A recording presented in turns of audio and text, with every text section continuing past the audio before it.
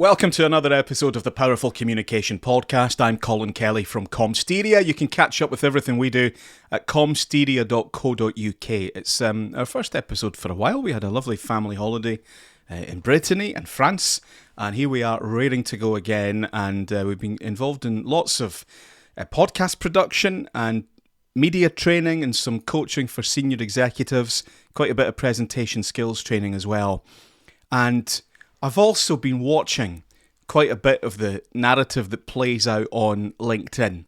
Some of the hysteria around AI, and then my goodness me, it reached a whole new level this time last week when the CEO and the head of HR were captured on the Coldplay kiss cam.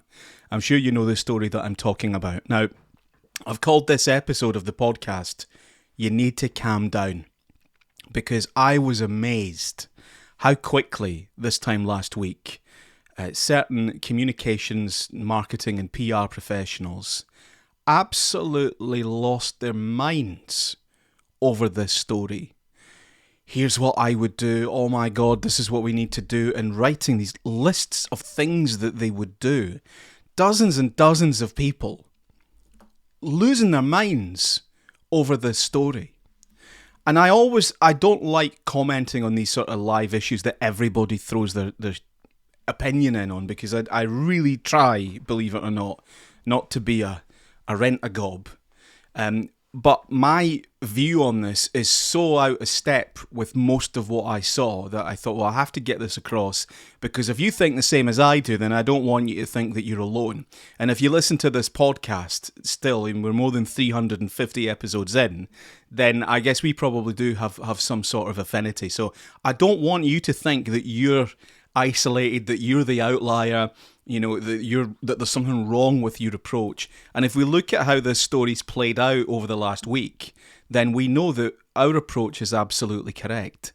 Right? There's nothing worse than issuing a statement and then the next day you need to issue another one.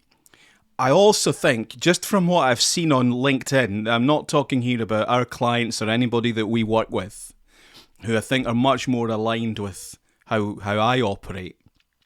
But so many people on LinkedIn driven by emotion, an emotional reaction. And I think that's really dangerous, certainly if you're leading a comms team. But I think if you're working in comms and PR at all, you shouldn't be driven by emotion at all. Now, from a personal point of view, I was quite reassured the number of people that think it's outrageous to cheat on a partner. I totally agree with that. Good. I think that's a healthy attitude. Yes, you know, the CEO and the HR going off together. Yes, that might well be a serious issue and a problem of leadership. But we can't allow ourselves, our personal moral code, or our emotions around it to influence our work. The other thing that I think that it really sort of highlighted for me is every single comms person I speak to, everyone I see on social media, every one of them is constantly going on about how busy they are. And so why is it when something like this comes out the blue, suddenly there's the CEO and the HR on the Coldplay kiss cam? How have you even got the time to get involved and react to that? You really need to stay calm, take an overview, sit back, see how it goes. The days now of controlling every single mention of your brand, or even being on top of every mention on your brand, are completely over. I saw someone, it was a couple of agencies last week, sharing this story and then saying, this is why you need to know everything that's going on. You need better media monitoring. What are they going to do? Hire private investigators and start poking into the private affairs of every member of staff? How could you possibly have anticipated that they would end up on the Coldplay kiss cam? It's absolutely ridiculous that anyone in PR and comms would remotely think that it was anything in their remit to be involved in that. It's complete and utter nonsense. And this emotional hyper reaction. So the bottom line is, if you work in PR and comms, you execute the plan against the business objectives that have been laid down. And that's it. So when the Coldplay couple appear on screen, you might not be doing anything. All you've got to do is make sure that the board are aware of it. You stay right out of it. You don't go drafting and publishing holding statements. You don't go, scrapping the day's plan.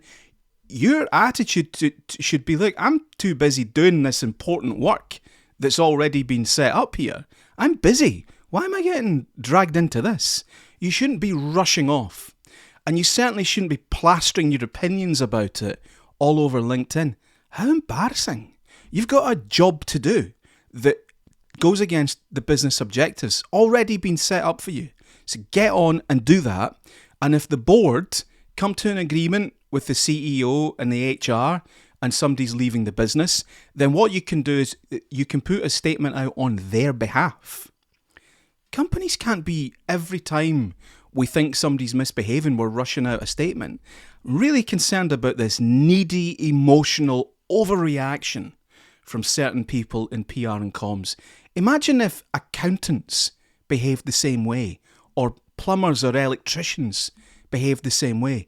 We're supposed to be like them. We're supposed to be professionals. And we've got to start acting like professionals. So I found that hugely embarrassing, what I saw last week. And as it's played out, we know now that the people that just sat back, let it go, it's all right. It's not a GP's practice. It's an AI company involved in an AI land grab. This isn't going to hurt them. It's all right. Chill out. And we know now the way it's played out. CEO's gone. HR person's out there as well. Great. A few days later, put out a quiet little statement, and here we are a week on. I can't even remember the name of the company. Nice and easy. Job done. Back to work.